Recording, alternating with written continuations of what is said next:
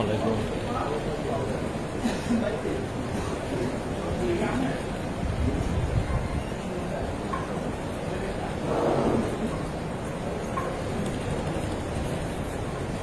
আল্লাহু আকবার, আল্লাহু আকবার, আল্লাহু আকবার, আল্লাহু আকবার।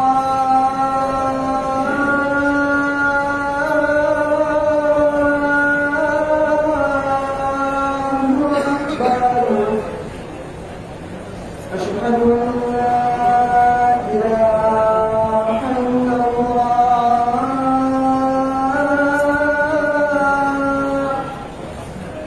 أشهد أن لا إله إلا الله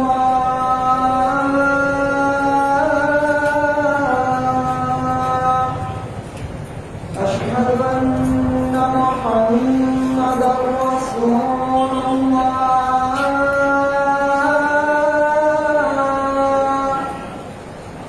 أشهد أن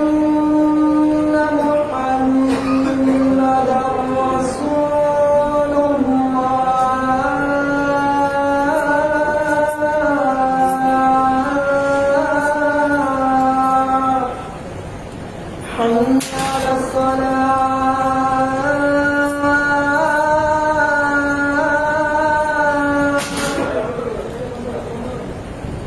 حي على الصلاة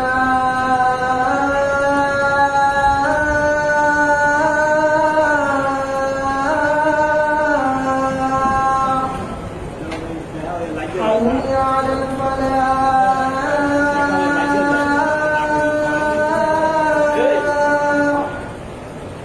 حي على الفلاح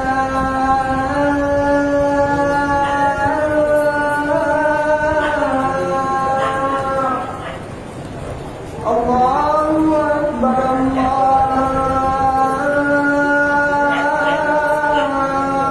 أكبر لا إله إلا الله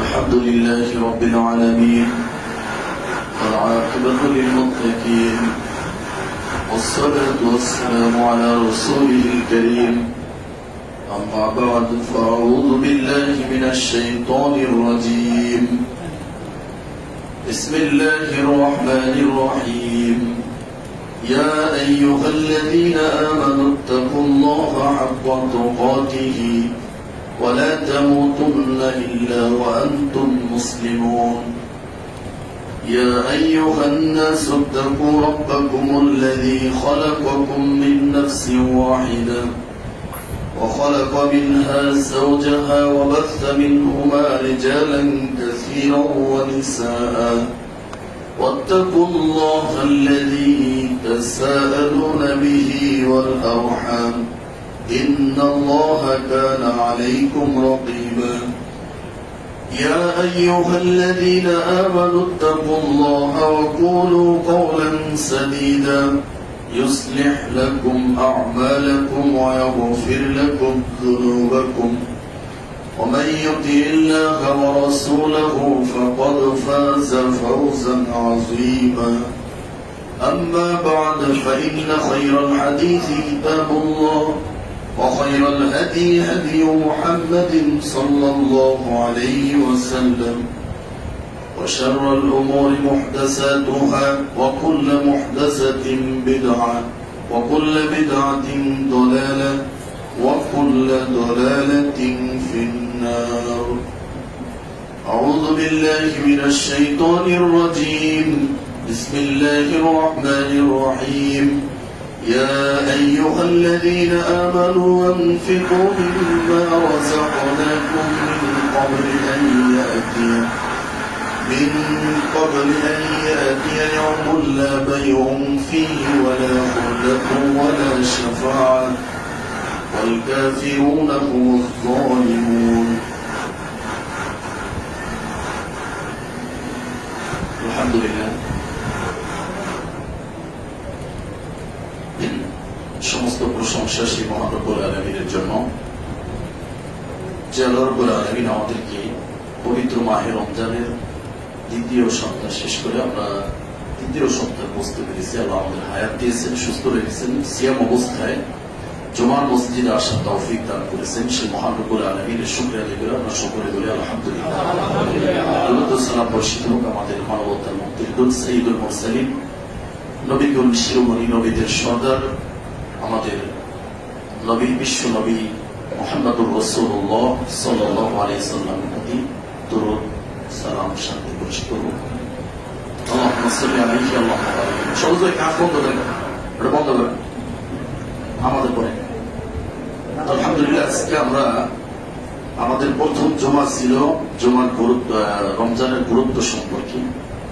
দ্বিতীয় সপ্তাহে আমরা কোরআন নিয়ে আপনাদেরকে একটু বোঝানোর চেষ্টা করেছি। তো আজকে আমরা রমজানের আরেকটি গুরুত্বপূর্ণ বিষয়, সেটা হচ্ছে দান সদকা, যেটাকে আল্লাহ নবী রমজানে বলা হয়েছে যে উনি প্রবাহমান বাতাসের চেয়েও আরো বেশি গতিতে তিনি দান করতেন। তো আমাদের একটা যেটা ধারণা সেটা হচ্ছে দান করতে হবে কিবার, শুক্রবার, আর একটা হচ্ছে রমজান। কিন্তু আজকে আমরা যে আলোচনাটা থেকে আপনাদেরকে বোঝাবো দান সম্পর্কে, আমি যতটুকু নোট করেছি বা এগুলো যদি আল্লাহর কাছে একটু দোয়া করি যে আল্লাহ আমার এই সময় একটু বরকত দিয়ে এবং আমি যেন বলতে পারি বিষয়গুলো, যেগুলো তাহলে ভালো লাগবে। প্রত্যেকটা আয়াত এবং হাদিস অনেক অনেক গবেষণা করে আমাকে বের করতে হয়েছে। পুরা কোরআন হাদিস রিসার্চ করে এতটুকু সার রিসার্চ বের করছি। আপনি শুনলে বুঝতে পারবেন যে দান সম্পর্কে আলোচনা এত চমৎকার ভাবে আল্লাহ এবং আল্লাহ নবী বলেছেন। হাদিসগুলো এবং কোরআনগুলো শুনলে হৃদয়টা ঠান্ডা হয়ে যায়। আমার তো কোনো সম্পদ নেই, আমারই ঠান্ডা হয়ে গেছে।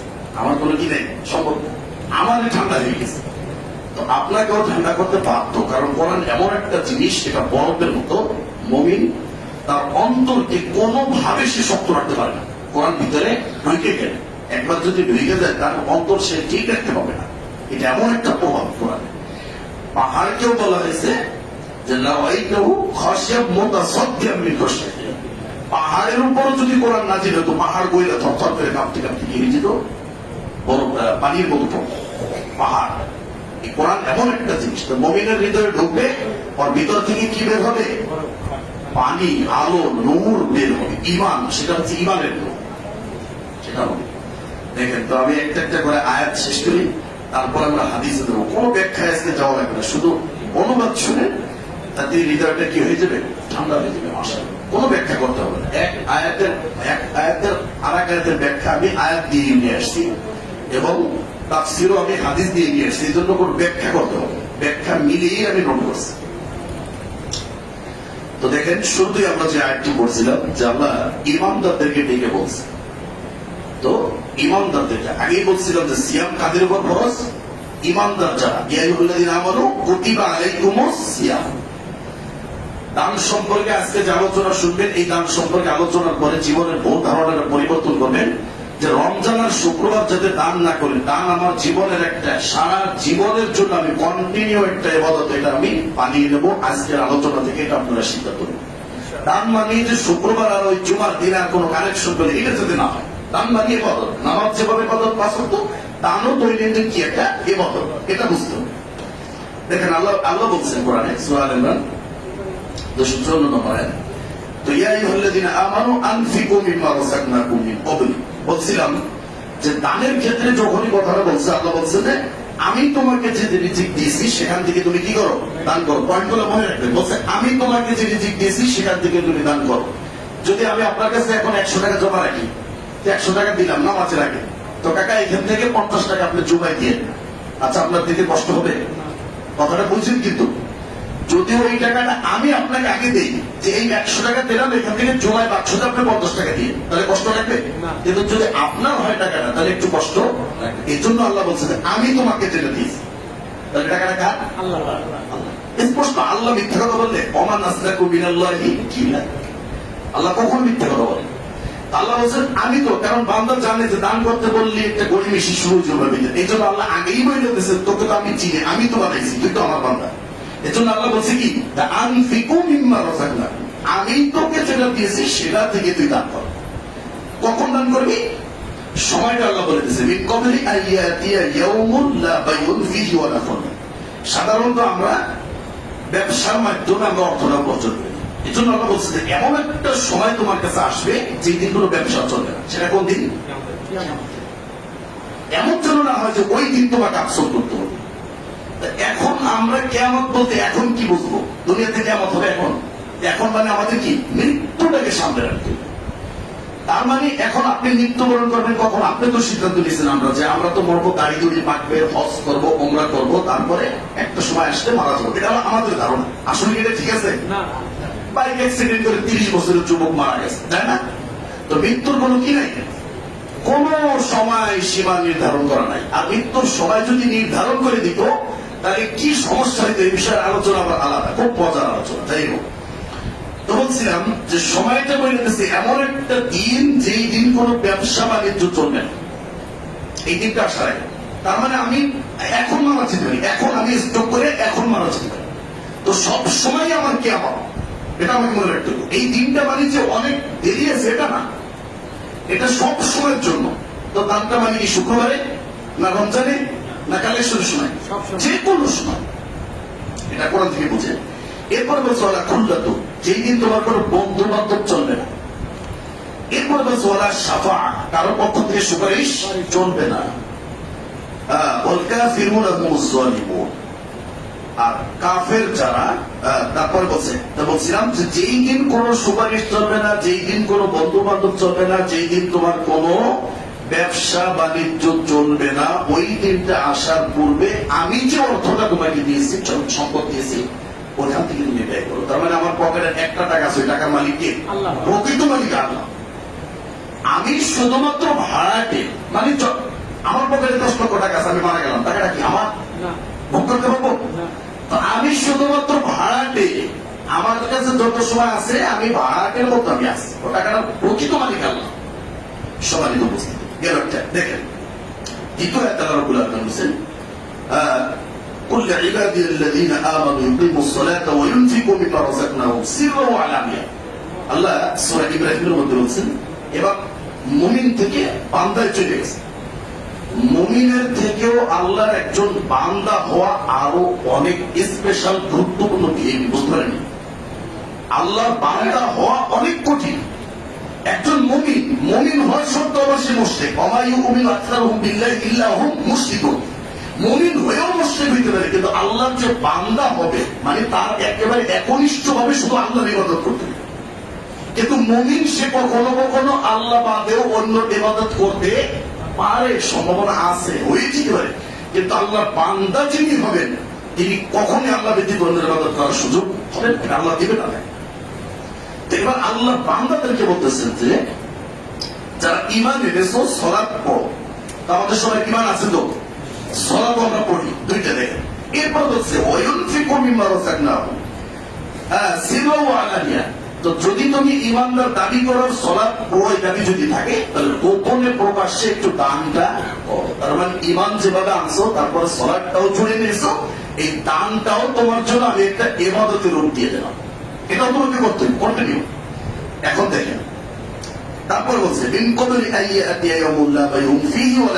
এখানেও বলছে যেই দিন তোমার কোনো ব্যবসা বাণিজ্য বন্ধু বান্ধব চলবে। 3 নম্বর একটা আয়াত যেটা সূরা হাদীদের মধ্যে আসছে যে আমিনু বিল্লাহি ওয়া রাসূলিহি। এখানে বলছে আমিনু বিল্লাহি ওয়া রাসূলিহি। ঈমান কার প্রতি আনবে? আল্লাহর প্রতি, আর কার প্রতি? রাসূলের প্রতি সাল্লাল্লাহু আলাইহি ওয়াসাল্লাম। এই দুজনের প্রতি ঈমান আনো। এরপর বলছে ওয়ানফিকু মিম্মা জাআলাকুম মুস্তাখলাফিনা ফি।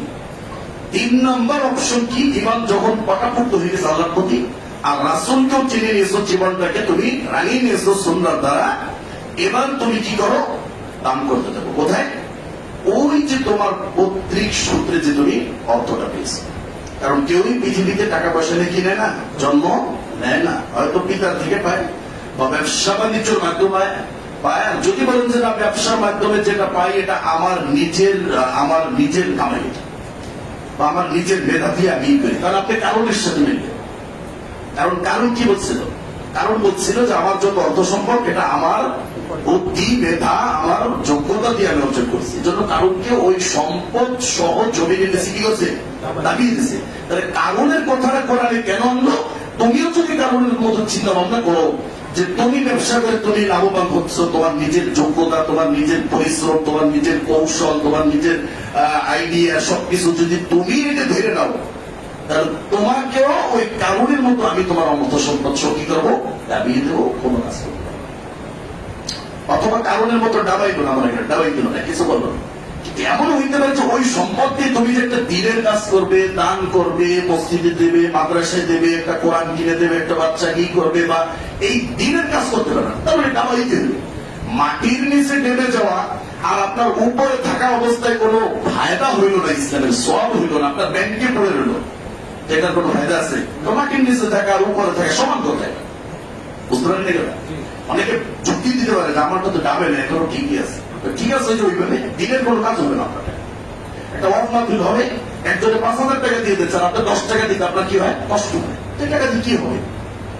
সম্মানিত বুঝতে, তো টাকার যেটা প্রতিনিধি, যেটা বলছিলাম যে প্রতিনিধি কাউকে করা হয়, প্রতিনিধি এমনি হয় না। প্রতিনিধি করে একজনকে পাঠানো হয়, তখন সেই টাকার মালিকটা সে থাকে না। তো আল্লাহ আমাদেরকে প্রতিনিধিত্ব দিয়েছেন টাকার, ওয়ারিসের, এইটার মালিক আমরা না, কে? আল্লাহ। এই জন্য আল্লাহ বারবার স্মরণ করে দিতেছে এই কথা। কারণ আপনি দেখতে পাবেন যে দানের ক্ষেত্রে কতটা কার্পণ্য চলে আসে, দেখতে পাবেন, প্রমাণ দেখা হচ্ছে না। এরপর বলছে ফাল্লাযীনা আমানু মিনকুম ওয়া আনফিকু, তোমাদের মধ্য থেকে যারা ঈমানদার তারা অবশ্যই দান করবে। তার মানে যে দানটা করে তাকে কি বলতে হবে সে ঈমানদার, নাকি আল্লাহ বলেই দিয়েছে যে দান করা এটা প্রমাণ করতে সে ঈমানদার? আর যখনই দান করতে মন যাবে না, তার মানে তাকে বলতে হবে সে ঈমানদার না। এই দানটা এখন আল্লাহ বলছে লাহুম আজরুন কাবীর, দানটা করছো না, এখন আমি তোমাকে একটা প্রতিদান দেবো। আল্লাহ কি বলছে? বলছে একটা প্রতিদান দেবো। এরপর বলছে প্রতিদানটা যে দিব, তুমি তো 10 টাকা দাও, 20 টাকা দাও, তোমার তো মন চায় না। এখন আমি যদি প্রতিদানটা একটু ছোট দিই, তোমার মনটা খারাপ হয়ে যাবে। আল্লাহ বলছে লাহুম আজরুন কাবীর, এত মহা প্রতিদান দেবো তুমি কল্পনাও করতে পারবে না। সুবহানাল্লাহ। এখন যদি দান না করেন তাহলে কি হবে? আল্লাহ তো সুন্দর করে বুঝিয়ে দিচ্ছে, কোরআন তো আপনার সাথে স্পষ্ট করে দিচ্ছে সব। এরপরও যদি দান করতে মন না চায়, তাহলে বুঝতে হবে ওর পরকালের যে প্রতিদানটা, পরকালের যে পুরস্কারটা, এটার প্রতি আমার কোন আশা নেই। এই জন্য আল্লাহ আগে দান করতে পারে। আল্লাহ আগে বলছে তুমি ঈমান আনো পরকালের প্রতি, আল্লাহর প্রতি, মানে কি পরকালের প্রতি। আল্লাহ কোথায়? এই জন্য আগে বলেন নাই যে তুমি দান করো, তারপরে ঈমান আনো, তারপরে নামাজ পড়ো। আগে বলছে ঈমান ঠিক। তো যদি আমার আশা থাকে যে না আমি 10 টাকা দান করলে পরকালে আমি 100 টাকা পাবো, যদি পরকাল বিশ্বাস থাকে তখন আমি দানটা করতে পারবো। আর যদি বিশ্বাসই না থাকে তাহলে আমি দান করবো কিভাবে? আমি তো ভাববো যে দান করলে আমার কমে যাবে, গেল। এরপরে দেখেন এই সূরা হাদীদের 10 নম্বর আয়াতে আল্লাহ বলছেন ওমা লাকুম আল্লা তুনফিকু ফি সাবিলিল্লাহ, বলছে ওমা লাকুম। এবার আল্লাহ একটু ধমক দেয়, মানে এখনো দান করে না। এখানে একটা ঘটনা আছে যে বলা যাবে না, তো এখনো দান করতেছে না, এখন আল্লাহ একটু ধমক হয়ে গেছে। বুঝতে পারেন এই কথা? আপনার বাচ্চাকে একটা কথা বলছেন, এই একটু নিয়ে যায় না, পরে কি বলবেন? তাড়াতাড়ি করতে, ইফতারের টাইম হয়ে গেছে, একটু ধমক। তো যখন শুরুতেই যে বললো এখন করতেছে না দান, এরপরে আল্লাহ বলছে ওমা লাকুম, তোমাদের কি হলো, কি ব্যাপার? আমি রব, আমি বললাম যে আমি সম্পদ দিছি তোমাদের, সেখান থেকে দান করো, দান করলে এই সব দেব, তারপরেও করলে না, এখন একটু ধমক দিয়ে বলতেছে যে ওমা লাকুম, কি হইল তোমাদের? তো আল্লাহ এই কথাটা বলা কতটা ধমক এবং আমাদের জন্য কতটা সংকেত, এটা চিন্তা করছেন একবার? এরপর আবার এই তো শেষ করে দিতেছে ওয়ালিল্লাহি মিরাসুস সামাওয়াতি ওয়াল আরদ। আরে দাদা, তোর ব্যাংক ব্যালেন্স, জমি জমা, খেত খামার সব কিছু তো আমার ওয়ারিস, তো আমি ওয়ারিস, এগুলো তো সব আমার। তো তুই দান করতে তোর সমস্যা, মিরাজের কথাটা বলে দিচ্ছে, বুঝতে পারছেন কথা? আসমান জমি এগুলো সব কার? আল্লাহ। তো আসমান জমি, আপনার পকেটে টাকা কোথায় আছে? জমিনে না জমিনের বাইরে? তো টাকা আল্লাহ, আল্লাহ। আল্লাহু আকবার। এরপর দেখেন সূরা নিসা 39 নম্বর আয়াত, এখানে আরেকটা আয়াত বলছে, আরেকটু দেখো এই অমাল এখন বলার পরে এটা হয় না তাফসীর, এবং আয়াত বিল আয়াত, মানে এক আয়াত দিয়ে আরেক আয়াতের তাফসীর এটা। এরপর বলছে ওয়ামাযা আলাইহিম লাউ আমানু বিল্লাহি ওয়াল ইয়াউমিল আখির। আল্লাহ কিভাবে ভাষাগুলো বলতেছে দেখেন, বলছে ওয়ামাযা আলাইহিম লাউ আমানু বিল্লাহি ওয়াল ইয়াউমিল আখির ওয়া আনফাকু মিম্মা রাযাকাহুমুল্লাহ। বলছে যদি আল্লাহর প্রতি আর পরকালের প্রতি তারা ঈমান আনতো, আর যদি দ্বীনের পথে আমি যে সম্পদটা তাকে দিয়েছি, টাকাটা দিয়েছি, সেখান থেকে যদি একটু দান করতো, কি এমন ক্ষতি হয়ে যেত? বুঝেন না কথাটা? শুরুতে দান করতে বললো, পুরস্কার করে নেই। এরপরে বলছে যে কি হলো, দান করো না কেন? এরপরে আবার আবার আল্লাহ বলতেছে যে দান করলে কি একবার ক্ষতি হয়ে যেত? ওয়ামাযা আলাইহিম লাউ আমানু বিল্লাহি ওয়াল ইয়াউমিল আখির ওয়া আনফিকু মিম্মা রাযাকাহুমুল্লাহ। দান করলে, আল্লাহর প্রতি ঈমান আনলে দানের সওয়াবটা পরকালে পাবে, এই বিশ্বাসটা রাখলে কি একবার বড় ক্ষতি হয়ে যেত? আচ্ছা, এরকম একটা কথা কি আমরা বলতে পারি না নাকি? এটা যে করলি না একবারে, আর কি ক্ষতিটা হয়েছে একবারে, খুব একবারে করে ফেলেছিস, ছেড়ে ফেলেছিস, কি ক্ষতিটাই হইতো এরকম? আমরাও তো বলি নাকি? আল্লাহও সেই ভাষাটা বলছে, আল্লাহ কোরআনে সেই ভাষাটা বলছে, তার মানে কতটা গুরুত্ব দিচ্ছে। তো এখানে আল্লাহর কোনো লাভ আছে? আল্লাহ একজনকে কোটিপতি করছে, আর একজনকে দরিদ্র করছে, এটা কি পরীক্ষা না? কোটিপতি কি করবে? শুকরিয়া আদায় করবে, আর দরিদ্র ব্যক্তি ধৈর্য ধারণ করবে, এটাই পরীক্ষা, এটাই পরীক্ষা। সে শুকরিয়া আদায় কিভাবে করবে? এই যে দান করার মাধ্যমে গরিবকে কি করবে? সহযোগিতা করবে, সহমর্মিতা দেখাবে, এটা হচ্ছে তার শুকরিয়া। শুকরিয়া মানে আমাকে আল্লাহ দিছে আলহামদুলিল্লাহ, এটা না। শুকরিয়া মানে এইটাই বলছেন যে আমাকে যা দিছে আলহামদুলিল্লাহ, এইটাই বলছেন না। শুকরিয়া মানে আপনার জাকাত হয়েছে, জাকাত বের করে গরিব দিতে হবে, যখন যেটা প্রয়োজন হবে সেখান থেকে দিতে হবে, এইটা হলো শুকরিয়া। আর দরিদ্র ব্যক্তি যে কোনো মূল্যে তার অভাবকে সে ভিতরে রাখবে, সে চাপাই রাখবে, সে বলবে না, সে যেভাবে আছে বলবে আলহামদুলিল্লাহ, তার কাছে আল্লাহ পৌঁছে ব্যবস্থা হয়ে যাবে।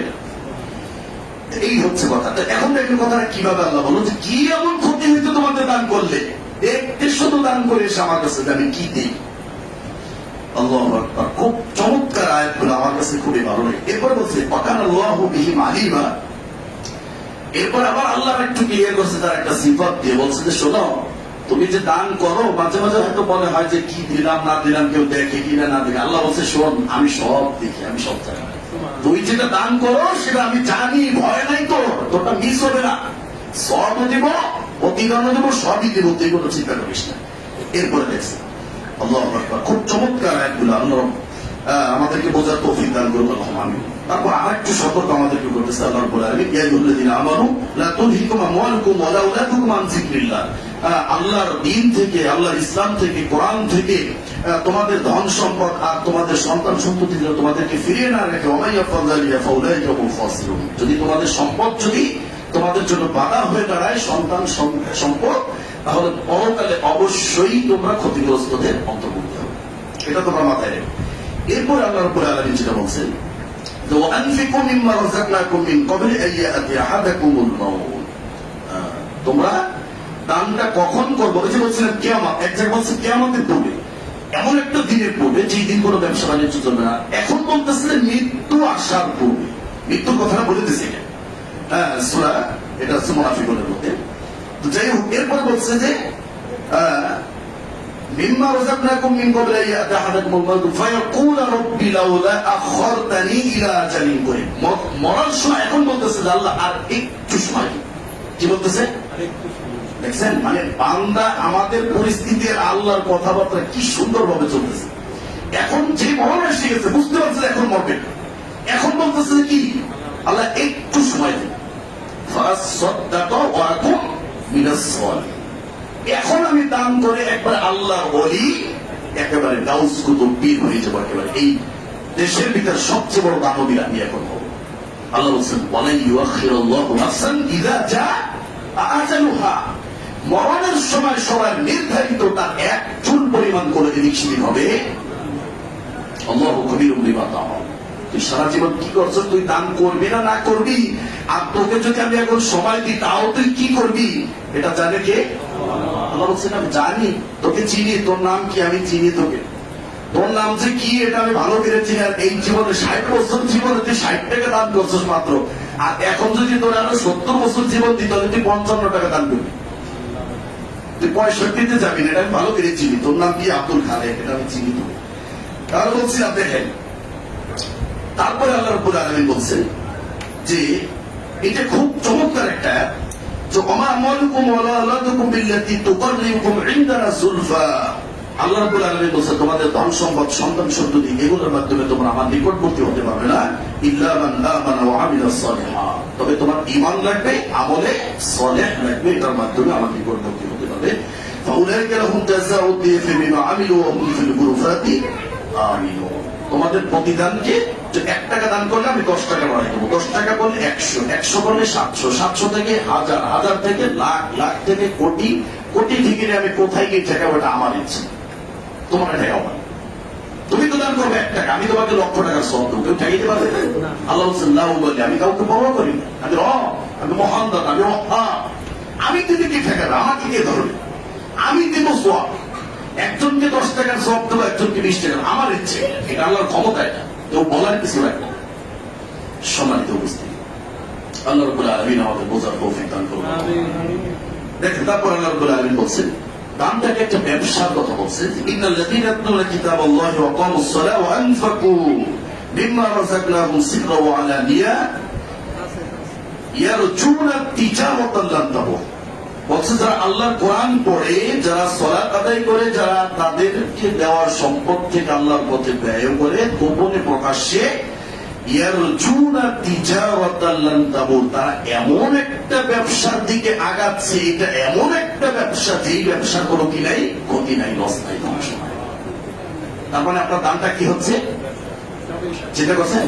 মানে আমি 500 টাকা দিয়ে ব্যবসায় নামছি, ধরেন ঝালমুড়ি বিক্রি করতেছি, আচ্ছা 500 টাকা দিয়ে ঝালমুড়ি বিক্রি করলে 500 টাকা হবে, 100 তো লাভ হবে অন্তত, তাই না? এখানে আল্লাহ বুঝিয়ে দিচ্ছে যে এটা ব্যবসা। কেন বললো? তার মানে তুমি যাতে দুনিয়ার উদাহরণটা যদি বুঝতে পারো, যে ব্যবসা যদি 1000 টাকা দিয়ে শুরু করো, সেখানে 1200 টাকায় বিক্রি হতে পারে, একবার প্রকাশ্য তুমি দেখতে পাবে। অর্থাৎ তুমি যদি দান করো, এটা তোমাকে কি বুঝাইলাম যে না এটা ব্যবসা, এটা ব্যবসা, তুমি 100 টাকা দিলে আমি তোমাকে 1000 টাকা সব দিব, এই জন্য আমি ব্যবসার সাথে জড়ো হয়ে গেছি। এখনো যদি না বুঝছো যে না এটা কি, তাহলে তো কিছু করার নেই। ব্যবসাটা তো বুঝছো, দুনিয়ার ব্যবসাটা, দুনিয়ার ব্যবসা করলে না হয়, এটা তো বোঝা যায় না। সম্মানিত উপস্থিতি, আল্লাহ সুন্দরভাবে বুঝিয়ে দিয়েছে। এরপরে আল্লাহ রাব্বুল আলামিন বলছেন যে কুল ইন্না রাব্বী ইয়াবসুতুর রিজকা লিমান ইয়াশাউ মিন ইবাদিহি ওয়া ইয়াকদিরু লাহু। অর্থাৎ একজন ধনী একজন গরিব এটা কে করে? আল্লাহই করে। এটা মানে এই ক্ষমতা আল্লাহর আছে, এটা বলে দিয়েছে আল্লাহ যে আমি একজনকে রিজিকের প্রশস্তা দিই, আমি যাকে চাই তাকে দিই, এটা আমার ইচ্ছা। তোমাকে আজকে আমি ধনী বানাইছি, কালকে গরিব বানাবো, কিছু করতে পারবো না। আর আজকে যে গরিব তাকে আমি বড় বাড়িতে উঠাবো, কিছু করার আছে? এটা তোমার কিছু করার, এটা আমার ক্ষমতা। আল্লাহ রাব্বুল আলামিন বলছেন যে ওমা আনফাকতুম মিন শাইইন ফাহুয়া ইউখলিফুহু। তবে জেনে রাখো, তুমি যদি 1 টাকা তুমি এই দিনের পথে ব্যয় করো, সেটার প্রতিদান আমি আল্লাহ দিয়ে দেব। বুঝতে পারেন এই কথা? আপনি একজনকে টাকা দিয়েছেন, কর্জ দিয়েছেন, দিতেও পারে বাটপার, ঘুরাইতেও পারে, আবার কমও দিতে পারে, আবার ওই জন্য মানে ওকে কর্জ দিয়ে যে আপনি কি বিপদে আছেন, এইটা মানে বলতে গেলে আর ইমানই থাকবে না। পরে লাস্টে তওবা করে যে আল্লাহ কোন কার মুখ দেখেছে তোর টাকা কর্জ দিছিলাম, এই দুঃখে মনে করেন লাস্টে স্টক করে মানাই যায়। অনেক মানুষ মানাও গেছে টাকা কর্জ দিয়ে। আর আল্লাহ বলছে তুই আমাকে দে, ফাহুয়া ইউখলিফু, রিটার্ন আমি দিয়ে দেবো। তুই দিবি আমিও দেবো, তুই দিবি না আমিও দেবো। আল্লাহু আকবার। সাথে সাথে আল্লাহ কেন কেন এটা বলছে, ওহুয়া খায়রুর রাযিকিন, কারণ পৃথিবীর ভিতর সবচেয়ে বড় রিজিক দাতা তিনি কে? আল্লাহ। এরপরে এটা আবার তাফসীরে এসেছে, মা উরিদু মিনহুম মির রিজকি ওয়া মা উরিদু আন ইউতিমুন। আমি চাই না তোদের কাছ থেকে কোনো রিজিক, আর আমি চাই না যে আমাকে তোরা খাওয়া। ইন্নাল্লাহা হুয়ার রাজ্জাকু যুল কুওয়াতিল মাতিন। আমি নিজেই রক্ষা, আমি নিজেই মহা শক্তিধর, মহা ক্ষমতাধর। রিজিকের উৎস আমার থেকে আসে। অফিস সামাই রিজকুকুম ওয়া মা তুআদুন।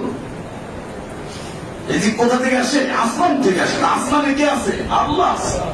আমি তো উপরে থাকি, রিজিক এখান থেকে বন্টন করি। তুই নিচে বসে জমিনে বসে চিন্তা করিস কেন? 10 টাকা দিলে তুমি কেন এরকম মনোভাব?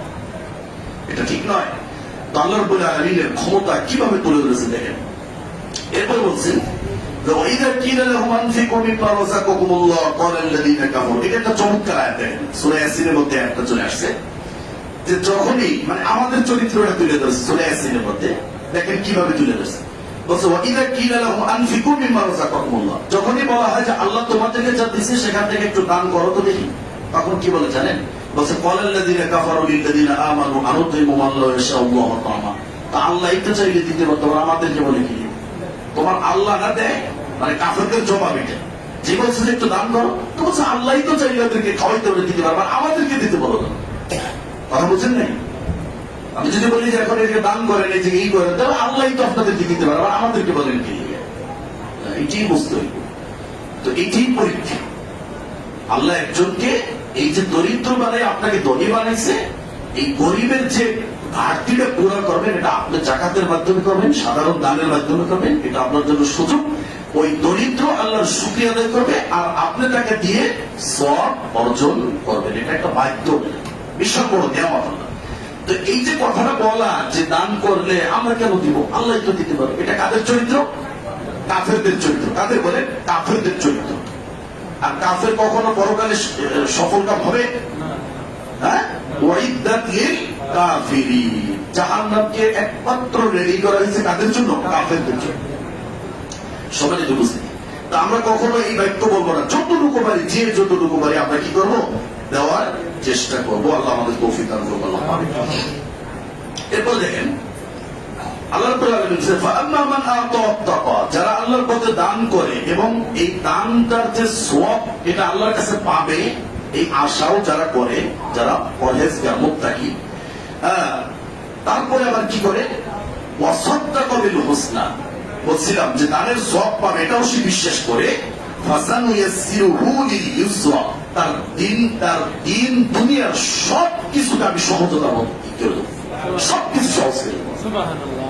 যদি সে দান করার পরে বিশ্বাস করে যে না দানের সওয়াব আমাকে দিবে আল্লাহ, তাহলে আমি তার জিন্দেগীর সব জায়গায় কি করে দেবো? সহজ করে দেবো, যেখানে যাবে সহজ করবো, কঠিন। এরপরে আল্লাহ রাব্বুল আলামিন বলছেন যে ওয়াম্মা মান বাখিলা ওয়াস্তাগনা, আর যে ব্যক্তি বখিলতা করে, নিজেকে স্বয়ং সম্পন্ন মনে করে যে যা দিছে এটাই আমার হয়ে যাবে, কিসের জন্য আমি দিব, আল্লাহকে আমাকে কম দিছে, দরকার নেই কিছু। ওয়াকাযযাবা বিল হুসনা, আর দান করলে সওয়াব দে, তোমাদের রব কে বলছে, কে কত টাকা পাইছো, এই পর্যন্ত তো কত দান করছো, কেউ কি সওয়াব দিছে, পাইছো এগুলা? ওয়াকাযযাবা বিল হুসনা, যারা এই সওয়াবকে অস্বীকার করে, আল্লাহ রাব্বুল আলামিন ফাসানুয়াসসিরুহু লিল উসরা, তুই যেখানে যাবি সেখানে বিপদে পড়বি, কষ্ট সবকিছু এলোমেলো অবস্থা করে দেওয়া, সবকিছু করে দেওয়া। হাদিস না কোরআন? হবে এটা। এরপর বলছে ওমা ইউগনি আনহু মালুহু ইযা তারাদ্দা, যখনই খাতে পড়ে, বাটে পড়ে, বিপদে পড়ে, কোন সংকটে পড়ে, কোন মানে অনেক বড় বিপদের ভিতর, ট্র্যাজেডির ভিতর পড়ে যায়, তখন আর তার ধন সম্পদ তার কোনো কাজে। আর এই বিপদটা কখন? পরকালে কিয়ামতে। আল্লাহ বলছে ওমা ইউগনি আনহু মালুহু ইযা তারাদ্দা, যখন তুই বিপদে পড়ে যাবি, যখন খাতে পড়ে যাবি, বাটে পড়ে যাবি, তখন কিন্তু তোর এই ধন সম্পদ কাজে। তো কত ভাবে আল্লাহ সতর্ক করতেছে আমাদের। এরপর দেখেন আরেকবার মুনাফিকের চরিত্র দেখেন, বলছে ওমিনহুম মান আহাদাল্লাহ লাইন আতানা মিন ফাদলিহি। এরপর একদল মুনাফিক, তাদের চরিত্র দেখেন, বলতেছে যে আল্লাহ যদি আপনার অনুগ্রহে আমাদেরকে সম্পদ দেন, কি বলছে বলেন? যদি আপনার অনুগ্রহে আমাদেরকে সম্পদ দেন, আল্লাহ অনুগ্রহটা স্বীকার করছে। এরপর বলছে লানাসাদ্দাকান্না ওয়া লানাকুনান্না মিনাস সালিহিন, তাহলে অবশ্যই আমরা দান করে আমরা সৎ ব্যক্তিদের অন্তর্ভুক্ত হব। এটা একটা অকাকল্যাণ আসে। এখন দেখেন এদের চরিত্র দেখেন কি বলছে আল্লাহ। বলছে ফালাম্মা আতাহুম মিন ফাদলিহি, আল্লাহ বলছে আমার অনুগ্রহই তোকে দিলাম। আর অনেকে সম্পদ চায় না, এরকম কে না চায়? আমি তো চাই মাঝে মাঝে, আল্লাহ আমাকে তুমি সম্পদ দাও, আমি দান করবো। চান না এরকম সবাই? আল্লাহ আমাকে তুমি মডেল সম্পদ দাও, আমি 2 হাতে দান করবো। চায় না এটা? কে না চায়? টাকা কার করতে ভালো না লাগে বলে? হ্যাঁ, সবারই ভালো লাগে। তো এরকম চাওয়ার পরে যখন আল্লাহ দেয়, দেখেন চরিত্রটা কি বলছে, ফালাম্মা আতাহুম মিন ফাদলিহি, আমিও দিছি আমার অনুগ্রহে, দেখি অনুগ্রহ চাইছো দিলাম। বাখিলুবি, এবার আর হাতের ফোঁটা দিয়ে কি পানিও পড়ে না। এমনও তো মানুষ আছে যে গুড়ের উপর টাকা পড়লে, 1 টাকা পড়লে, হলুদ টাকা পড়লে তাও 2 টাকা, এরকম আছে না? এরকম মানুষ আর হাতের ফুটাকে পানিও পড়ে না, এরকম মানুষও আছে। আল্লাহ বলছে বাকিলবি, তারা বকিল হয়ে যায়, আর তারা দান করতে চায় না, পেটটা ফিরে যায়। কি দরকার, আল্লাহ আমাকে দিয়েছে যথেষ্ট, আলহামদুলিল্লাহ। এরকম ভাগ্য হয় না। আল্লাহর শাস্তিটা কি জানেন? দেখেন, শুনেন কি বলছে, আল্লাহর সাথে সাক্ষাৎ করা পর্যন্ত ওই ব্যক্তি একজন টাটকা মুনাফিক হিসেবে বিবেচিত। কে বলছে? কোরআন বলছে, কেন? বিমা আখলাফুল্লাহ মা ওয়াদুহু ওয়া বিমা কানু ইয়াকযিবুন, আল্লাহর সাথে ওয়াদা করে সে ভঙ্গ করছে এবং সে কি করছে? মিথ্যাবাদী। সে দান করার কথা বলেও সে ধোঁকা দিয়েছে, সে মিথ্যা প্রতিপন্ন করেছে। এই কারণে আল্লাহ বলছে কি, কিয়ামত পর্যন্ত, আল্লাহর সাথে সাক্ষাতের দিন পর্যন্ত আমি তোকে মুনাফিকের সার্টিফিকেট দিয়ে রাখবো। আর ইন্নাল মুনাফিকিনা ফি দারকিল আসফালি মিনান নার, কাফেরের চেয়েও নিকৃষ্ট কে? মুনাফিক। কাফের থাকবে দোতলায়, মুনাফিক থাকবে কয়তলায়? তিনতলায়। আবার ভাইবেন না যে জান্নাত জাহান্নাম তিনতলা, আবার বইলে ফেলেন যে জাহান্নাম হুজুর আজকে বলে দিয়েছে তিনতলা জাহান্নাম। কাফের থাকবে দুই তলায় আর মুনাফিক থাকবে তিন তলায়। আর আমরা মনে হয় যে একতলায় থাকবো যারা দান করবো। এটা এই খাবার নিয়ে না, সমস্যা হয়ে যাবে। এরপর আল্লাহ রাব্বুল আলামিন বলছেন আরেকটা, এই আয়াতটা একেবারে চমৎকার ভাবে নিলেন, সূরা আলে ইমরান 180 নম্বর আয়াত। আল্লাহ বলছেন, ওয়ালা ইয়াহসাবান্নাল্লাযীনা ইয়াবখালুনা বিমা আতাহুমুল্লাহু মিন ফাযলিহি ওয়া খায়রাল লাহুম। শুনে রাখো দুনিয়ার মানুষ, যাদেরকে আল্লাহর অনুগ্রহে দান করা হয়েছে, সম্পদের মালিক বানানো হয়েছে। আমার কি তাকান শোনান, আলোচনা সুন্দর আছে, এটা অনেক সুন্দর আয়াত। বলছে, যদি তোমরা এটাকে তোমাদের জন্য কল্যাণকর মনে করো, এটা আমার জন্য একটা সতর্ক না? আমাদের ধন সম্পদ দেওয়া হয়েছে, আমরা বহিরাগত করি, আবার আমরা ওইটাকে কল্যাণও মনে করি, তা আল্লাহ তো কোরআনে জানিয়ে দিয়েছেন, আমাকে জানতে হবে না? তো না জানলে আমি এটা সতর্ক হবো কিভাবে? যাদেরকে আমার অনুগ্রহে দান করেছি, দান দিয়েছি, সম্পদশালী করেছি বা যতটুকুই করেছি, যা দিয়েছি, এরপর যদি তুমি ওখান থেকে বখিলতা করো, তুমি দেও না 10 টাকা মসজিদ মাদ্রাসা বা দিনের কোনো কাজে এখন পর্যন্ত খরচ করো নাই, তাহলে তুমি ওইটাকে যদি কল্যাণকর মনে রাখো, তা তুমি শুনে রাখো, বাল হুয়া শাররুল লাহুম, ওটা তোমার জন্য কি? অনিষ্ট, ওটাই তোমাকে জাহান্নামে দেবে। কে বলছে? আল্লাহ।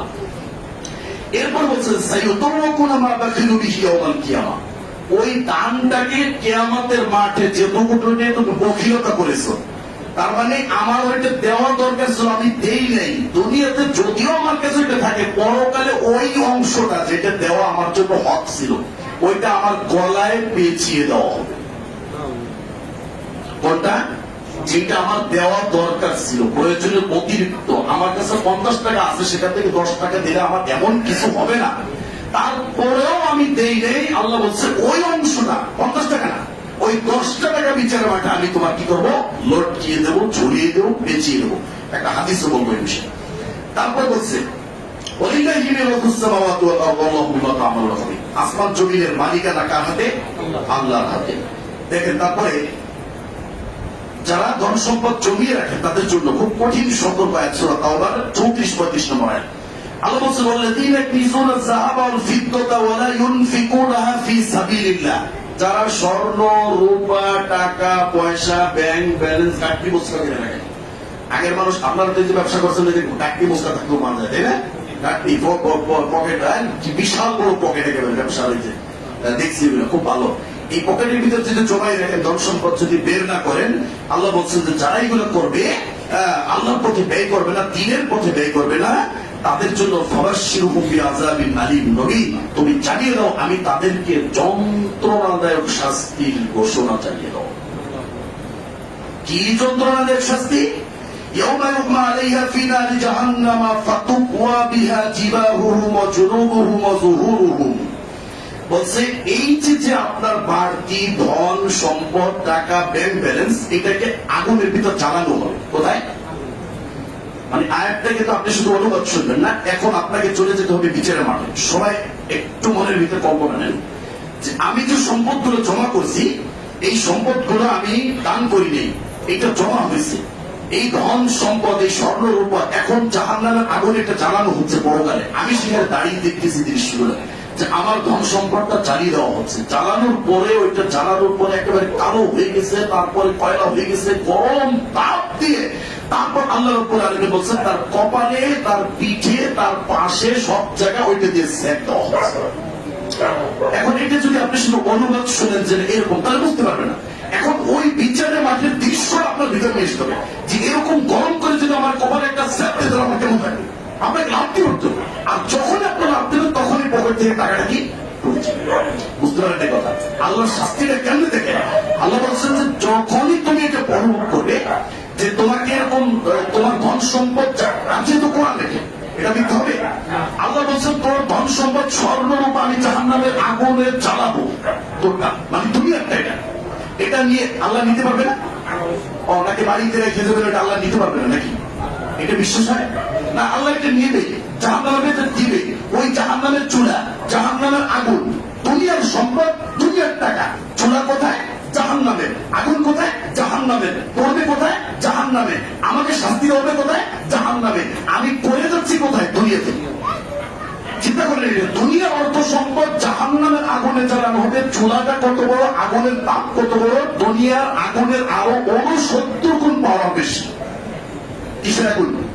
জাহান্নামের আগুন। তাও দুনিয়ার এক ভাগ আগুনকে সাগরের ভিতর চুবিয়ে তারপর দেওয়া হয়েছে। কথা বুঝতে পারেন?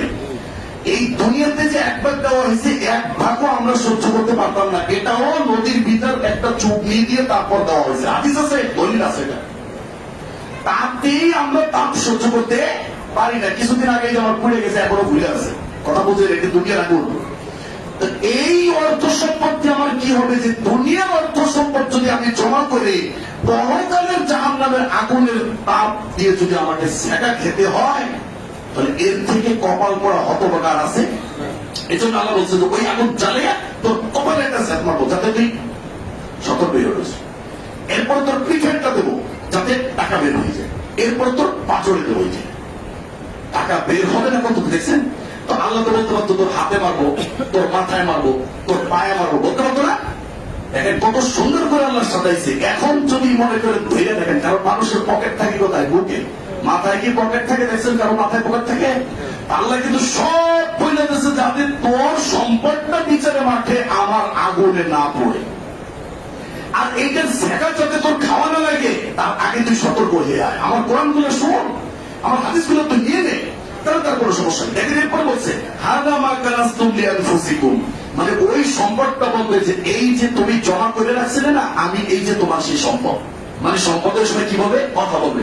আমার কিন্তু একটু পড়াইছে, পড়াইয়ে জ্বালাই সাক্ষাৎ করে ফেলেছে, তখন ওই জিনিসটা কথা বলবে। আল্লাহ কত মহান, কত ক্ষমতা, তার শাস্তি কত ব্যাপক, কত বিশাল। এই বড় জিনিসটা কথা বলতেছে যে আমি তোর সম্পদ, হাদা মা কানাস্তুম, যেটা তুই নিজের জন্য তুই জমা করে রেখেছিস, ফাযুকুমা কুনতুম তাকনিজুন, এই জমা করে রাখার কারণে আজকে তুই গরম দুনিয়ার জিনিসের সেই শাস্তির স্বাদ এখন তুই ভোগ কর। কে বলতেছে?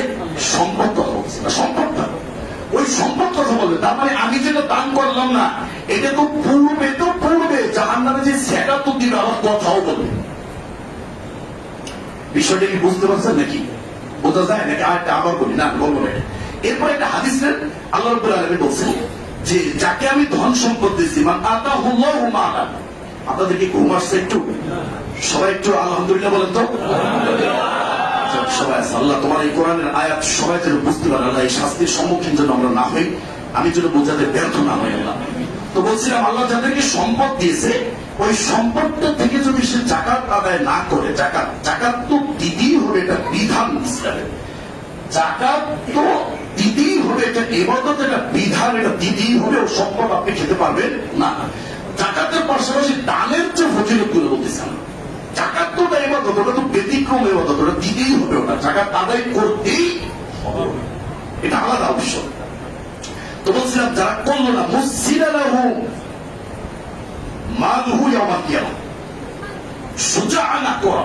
আল্লাহ রাব্বুল আলামিন বলছেন যে ওই সম্পদটাকে বিচারের মাঠে আমি সুজাআন, বিশাল ভয়ঙ্কর একটা বিষধর সাপের রূপ দেব। মানে জাহান্নামের আগুনে কোরআনের আয়াত বলছে যে ওগুলো তাপ জ্বালাবে। এবার বলছে যে না, ওইটা একটা সাপ হবে। সুজাআন, এত বিশাল বিষধর সাপ হবে। আকরা মানে বিষের কারণে, আকরা মানে তার মাথায় দাগ পড়ে গেছে। বুঝলেন এই কথা? এত বিষ, এত ভয়ঙ্কর আকহা, তার দাঁত পড়ে গেছে, লাহু সাবিবাতানি, এবং তার এই দুই পাশে, চোখের দুই পাশে দুটো কালো কালো দাগ আছে। আচ্ছা, এটা তো বলার দরকার ছিল না, তাই না? মানে একটা সাপ বললে, আল্লাহ যদি একটা সাপের কথা বলতো তাহলে আর কিছু দরকার? তো সাপটা কেমন হবে, বিষ কেমন হবে, তার চোখের এই জায়গায় আবার দুইটা দাগ থাকবে। তার মানে দান তুই করবি না, কত তোর করতেই হবে। এত ভয় আমি রেখেছি, এত হাদিস রেখেছি, এত কোরআন রেখেছি, তারপরেও যদি না ঢোকে তাহলে ওইখানে যেগুলো অজুহাত দেওয়ার কোনো অপশন থাকবে? সাপের ভয় দিচ্ছে। আচ্ছা, একটা সাপকে কে না ভয় করে? আমি অনেক ভয় পাই। এখানে ঘুমাই থেকে ভাবি খেত থেকে একটা সাপ এসে যদি আমাকে রাত থেকে কেটে ফেলে, কিছু করার আছে বলেন? এটা কোনো নিশ্চয়তা নেই, আসতেই পারে স্বাভাবিক। কে ভয় না পায় বলেন সাপে? তো আল্লাহর এই সাপটা কেমন হবে? আপনি যেই পরিমাণ সম্পদ 60 বছর দান করতে পারতেন, দিতে পারতেন, এটা দেওয়া দরকার ছিল, আপনি দেন না। আপনি যেই পরিমাণ কিপটামি করছেন, ওই পরিমাণ দান ওইখানে সাপের রূপ নেবে। যদি কেউ ধরেন 10 টাকার কিপটামি করেন, তাহলে ছোট একটা সাপ। আর যদি কেউ হাজার হাজার লক্ষ টাকা জাকাত দেন নাই, দান করেন নাই, ইসলামের কোন কাজ করেন, তাহলে আপনার সাপটাও কি ওরকম বড় হবে? এরপরে আমার সাপটা হইতো তাতে কোনো সমস্যা ছিল না। এরপরে বলছে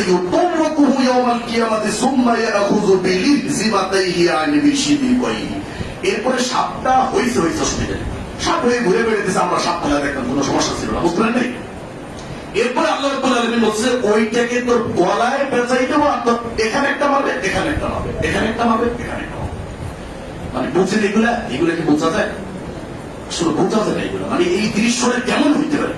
একটা সাপ দেখলে আপনি ভয়তে দৌড় দিই, আর আল্লাহর সাপ, এটা কত বড় সাপ হবে? 20 বার সাপ দাগ পড়ে যাবে, চোখের ওখানে দাগ থাকবে। এরপরে বলছে যে এটা আমার গলায় ঝুলিয়ে দেওয়া হবে। এখন কি দৌড় আর আমাকে থামাইতে পারবে কেউ বলেন? আবার গলায় দিছে, আবার দুই পাশে আবার কামড় দিবে।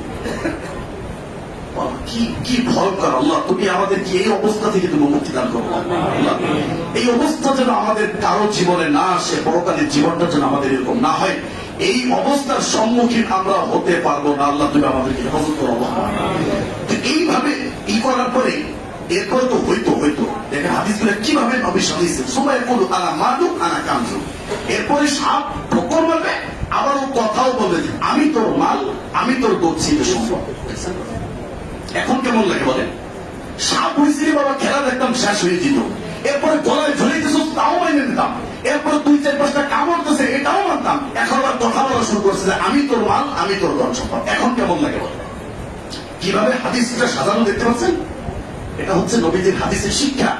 এরপরেও যদি এখান থেকে শিক্ষা না নেন, এরপরেও যদি আমার মন না চায় যে আমি 10 টাকা দিনের পথে ব্যয় করি, এটা আমার একটা ইবাদত, তাহলে আর কিছু করার থাকবে না। এরপরে যদি বলেন যে না, কোনদিন দান সম্পর্কে তো আলোচনাই শুনি নেই, তাহলে কিছুই করার থাকবে না। সবারই তো বুঝতে আল্লাহ রাব্বুল আলামিন কোরআনের আরেকটা আয়াত নেন, বলছে খুয মিন আমওয়ালিহিম সাদাকাতান তুতাহহিরুহুম ওয়া তুযাক্কিহিম বিহা। বলছে আমি তোমাদের থেকে দানের ব্যবস্থাটা করছি কেন? তোমাদের ভিতর থেকে সমস্ত অপবিত্রতা, পঙ্কিলতা, কলুষিত সবকিছু দূর করে আমি তোমাদেরকে ডিরেক্ট, সেপারেট, স্বচ্ছবান ব্যক্তি বানিয়ে দেবো।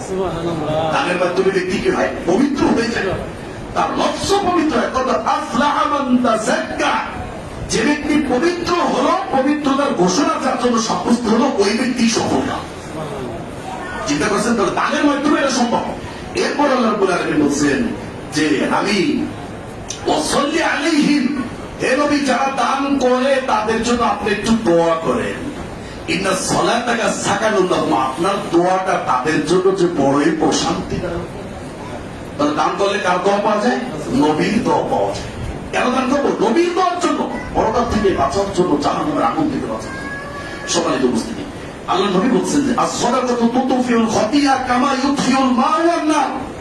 কেমন ভাবে বুঝাইছে? তোমার দানটা তোমার জীবনের সমস্ত গুনাহকে কেমনে মিটিয়ে দেবে? আল্লাহ নবী বলছেন যে পানি দিয়ে যেভাবে আগুনকে নিভানো যায়, দান দিয়ে তোমার জাহান্নামের আগুনকে ওভাবে নিভিয়ে দাও। সুবহানাল্লাহ।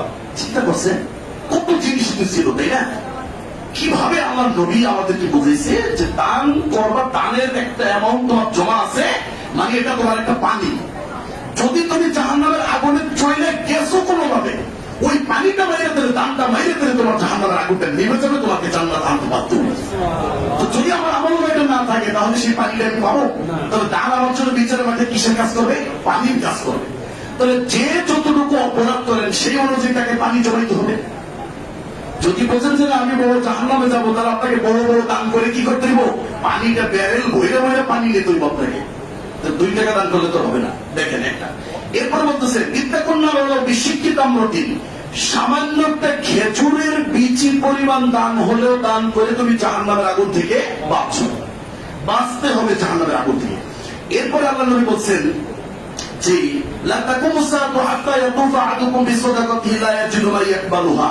বলছে বিচারে কিয়ামতের আগে এমন একটা সময় আসবে, মানুষের দান নিয়ে ঘুরবে, সরকার নিয়ে দান কার লাগবে, দান কার লাগবে, কে নেবে কে নেবে কে নেবে কে নেবে, লা ইয়াজিদু মা ইয়াকবালুহা। একজনও খুঁজে পাওয়া যাবে না যে দান নেবে। মসজিদে দান দরকার হবে না। আর আল্লাহ যদি চাইতো আল্লাহর ঘর গাইবী ভাবে উঠে এখানে দিতে পারতো না? কি জন্য মসজিদের সিমেন্ট লাগবে, বালু লাগবে, রড লাগবে, এটা লাগবে, মাইক লাগবে, এত লাগবে? কি জন্য? কাদের জন্য? আল্লাহ কি দরিদ্র? আল্লাহ কি অসহায়? আল্লাহর ঘরকে আল্লাহ স্বর্ণকে বানিয়ে দিতে পারতো না? জান্নাত থেকে গাইবী ব্যাপারে বানাইতে পারতো না? জিনদের মাধ্যমে বানাইতে পারতো না? ফেরেশতাদের মাধ্যমে বানাইতে পারতো না? কিন্তু বানায় না। এটা ইবাদতের মাধ্যম।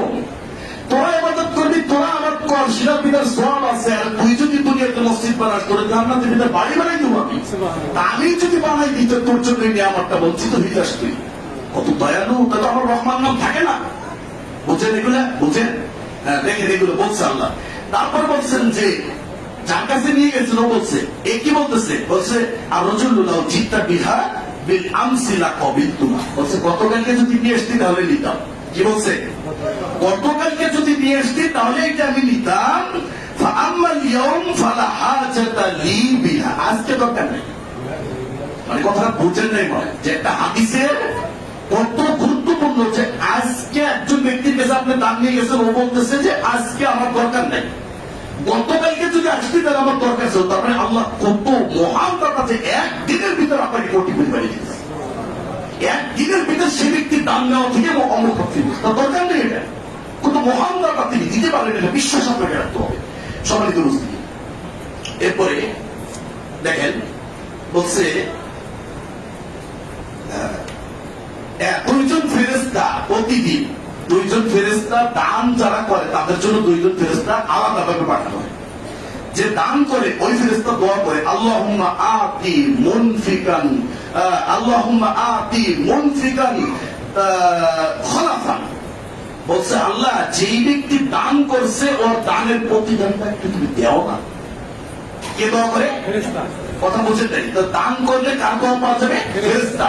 আর যে ব্যক্তি দান করে না ওই ব্যক্তির জন্য আরেক ফেরেশতা দোয়া করে আল্লাহুম্মা আতি মুমসিকান তালাফান। যে ব্যক্তি পকেটটা চেপে ধরেছে, পকেটের ভিতরে পিন মেরে দিয়েছে, পকেট দান করার সময় এইভাবে ধরে শক্ত করে ধরে, সেটা না পড়ে তো পকেট যে ছিঁড়ে ফেলেছে, ইঁদুরে কেটে ফেলেছে, এটা খেয়ালে নেই।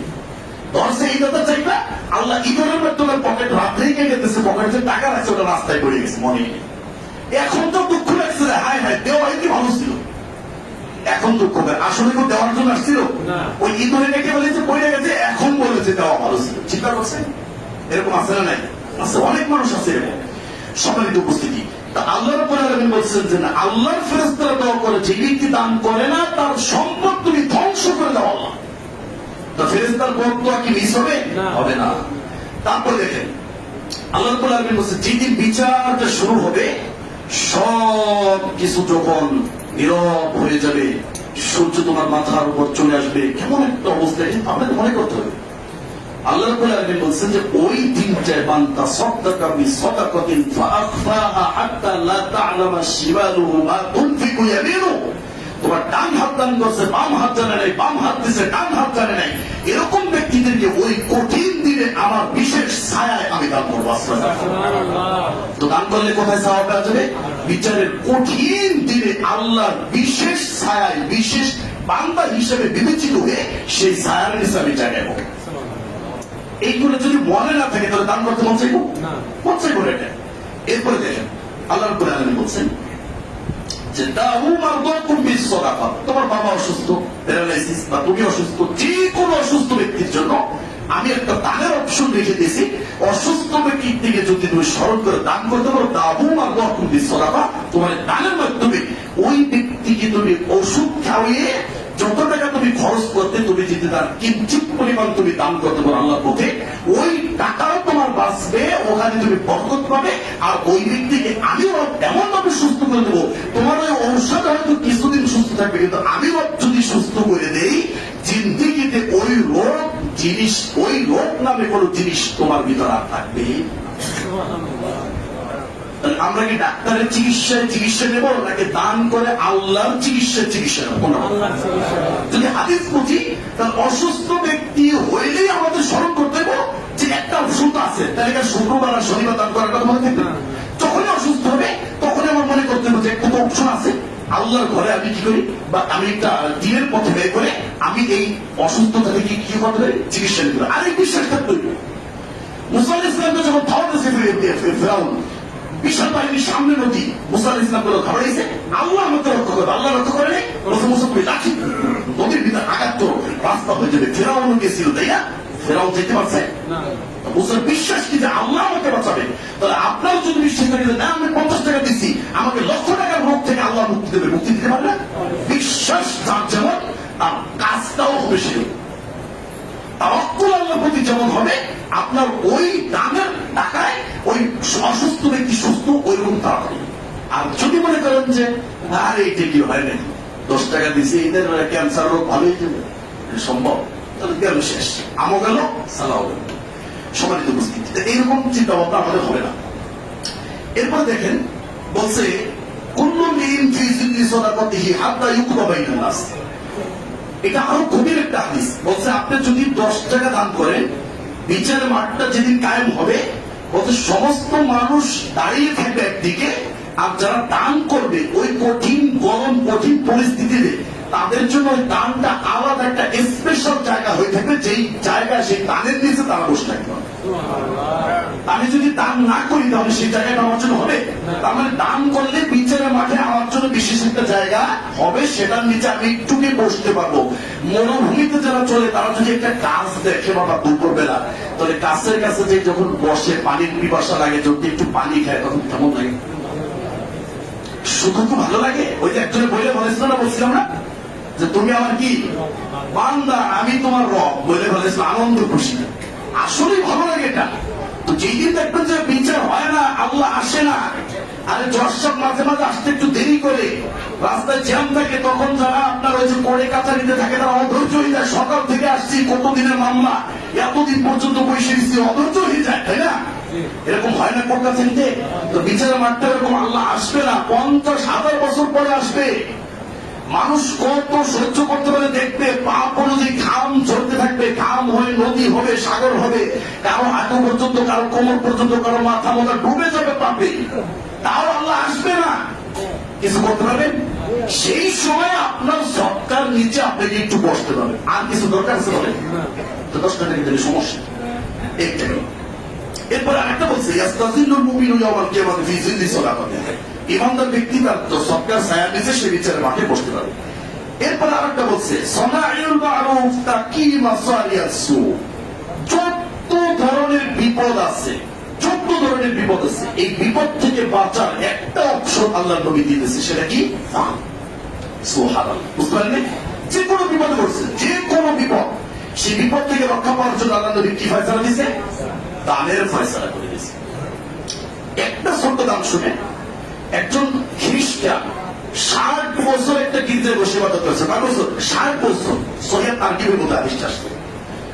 এরপরে হঠাৎ করে ওই এলাকার একটা খারাপ মেয়ে তার সাথে খারাপ কাজে লিপ্ত হয়েছে, 6 দিন তার সাথে এই কাজ করছে, উনি কোনো হুঁশ পায় না। পরে জিদ দিয়ে ওই গির্জা থেকে বের হয়ে একটা মসজিদে 3 দিনের চিল্লা গেছে। কয় দিনের? 3 চিল্লা। 3 চিল্লা যাওয়ার পরে 3 দিনে ইবাদত করেছে না খেয়ে একবার। তোমাকে একটা রুটি দেওয়া হয়েছিল, তো রুটিটা না খেয়ে উনি ওনার ডানের এবং বামের দুইজনকে ভাগ করে দিয়েছে। বুঝতে পারছেন কথা? তারপরে ওনার মৃত্যু হয়ে গেছে, আল্লাহর কাছে চলে গেছে। এরপরে ওনার ওই 60 বছরের আমল এক পাল্লায়, আর 6 দিনের খারাপ আমল এক পাল্লায়। ভারী হয়ে গেছে কোনটা? 6 দিনের খারাপটা ভারী হয়ে গেছে। এরপরে আর এক পাশে দেওয়া হয়েছে ওই যে একটা রুটির টুকরা যে দান করছিল, ওই রুটির টুকরার সওয়াব এক পাশে দেওয়া হয়েছে। এখন রুটির টুকরার সওয়াবের পাল্লাটা বাড়িয়ে গেছে, ওই ব্যক্তি জান্নাতি। বুঝতে পারছেন কথা? একজনে 1 লক্ষ টাকা দান করে যে সওয়াব পাবে, আর একজনে 10 টাকা দান করে 1 টাকা দান করে সে সওয়াব পাবে, বা 1 টাকা দান করে সে সওয়াব পাবে। বলবেন কেমনি? ধরেন আমার 2 লক্ষ টাকা আছে। কয় লক্ষ? 2 লক্ষ টাকা আছে। 2 লক্ষ টাকা থেকে আমি 1 লক্ষ টাকা দান করলাম। কয় লক্ষ? 1 লক্ষ। আর একজনের কাছে 2 টাকা, তো 2 টাকা থেকে 1 টাকা দান করছে, কার দানটা বেশি বলে? বুঝতে পারলেন কথা? এরকম ভাবে আল্লাহ নবী ফয়সালা করেছেন। যেমন আবু বকর আর ওমরের ঘটনাটা তাবুক যুদ্ধের চিন্তা করেন। ওমর রাদিয়াল্লাহু তাআলা বলছে আজকে একটা সুযোগ আছে, বলছি দেখি আবু বকরের ঠকাইতে পারি। ওমরের তো অনেক সম্পদ ছিল, নিয়ে আসছে অর্ধেক একেবারে। বুঝতে পারছেন? তো বলছে যে অর্ধেক নিয়ে আসছে। এখন আবু বকরের জিজ্ঞেস করছে, আবু বকর তোমার অবস্থা কি? বলছে আল্লাহ এবং তার রাসূলের রেখে বাকি সব নিয়ে আসছে, শেষ। বলছে আজকে আর পারলাম না। বলছে আবু বকরের লেগে আর প্রতিযোগিতা দেখি পারা যায় না। এটা হচ্ছে দান। সম্মানিত উপস্থিতি, তো দান সম্পর্কে অনেক অনেক আলোচনা, অনেক হাদিস আর বলা সম্ভব নয়, অনেক সময় হয়ে গেছে। আর অনেক হাদিস ছিল, যেটা বললে প্রত্যেকটা হাদিস, এখন অনেকগুলো হাদিস আছে যেগুলো বলা সম্ভব না। যেগুলো বলছি আপনারা কি বুঝতে পারছেন? আলহামদুলিল্লাহ, আল্লাহ আমাদের বোঝার তৌফিক দান করুন। আমিন। আল্লাহ রাব্বুল আলামিন আমাদের দান সম্পর্কে সচেতন হয়ে আমরা যেন এই দানের হাতকে প্রসারিত করতে পারি, আমাদের তৌফিক দান করুন। আলহামদুলিল্লাহ, আলহামদুলিল্লাহ।